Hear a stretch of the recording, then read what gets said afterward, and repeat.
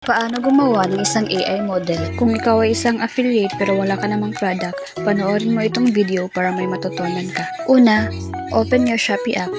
Pumili ka ng damit na gusto mong i-affiliate.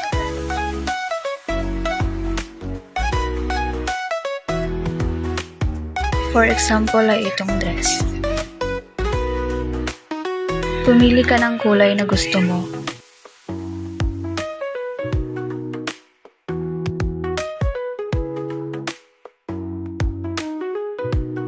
So ito yung napili kong kulay. Kung anong gusto mong kulay, screenshot mo lang.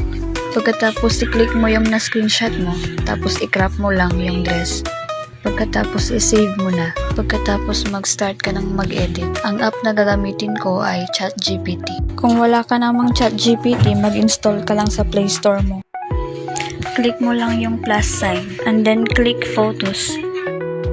Kumuha ka ng picture mo na naka-whole body. Or kahit hindi whole body, kahit hanggang hips lang or hanggang sa knees. Click done.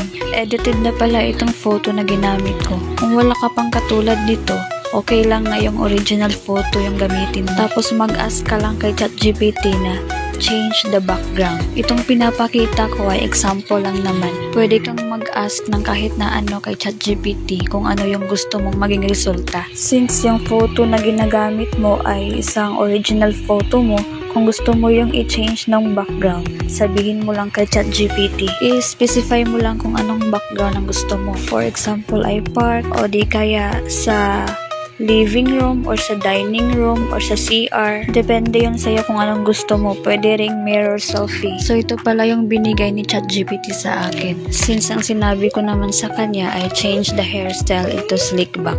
Pagkatapos niyang makapag-generate ng isang photo, click mo lang ulit yung plus sign and then photos. Click mo na yung picture na na-screenshot mo galing sa Shopee. Tapos sabihin mo, change the outfit to this. Saka mo lang siya isi-send pag na-type mo na yung description na gusto mo. Pagkatapos yan yung binigay ni ChatGPT sa akin. Iba na yung mukha.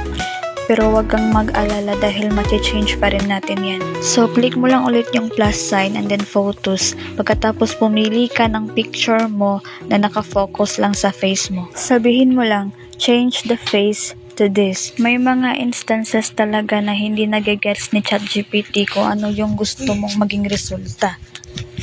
So, ito na yung binigay niya na picture. So, okay na naman para sa akin yung face. Kaya, sinave ko na. Pero, nasa sa iyo pa rin yun ha, kung gusto mo bang i-base sa face mo o di kaya yung kung ano lang yung ibibigay ni ChatGPT sa'yo. So, ayan, pinaremove ko lang yung jewel